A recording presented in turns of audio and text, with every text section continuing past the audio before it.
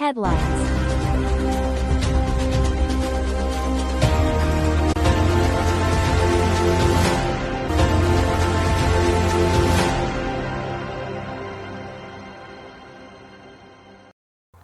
ಸರ್ವೋಚ್ಚ ನ್ಯಾಯಾಲಯ ಪ್ರತಿಕ್ರಿಯಿಸಿದ ಟಿಎಂಸಿ ಸರಳಿಸುವಿಕೆಗಳು ಬಂಗಾಳ ಚುನಾವಣಾ ಫಲಿತಾಂಶಗಳ ಮೇಲೆ ಪರಿಣಾಮ ಬೀರಿದೆ ಎಂದು ಹೇಳಿಕೊಂಡಿದೆ.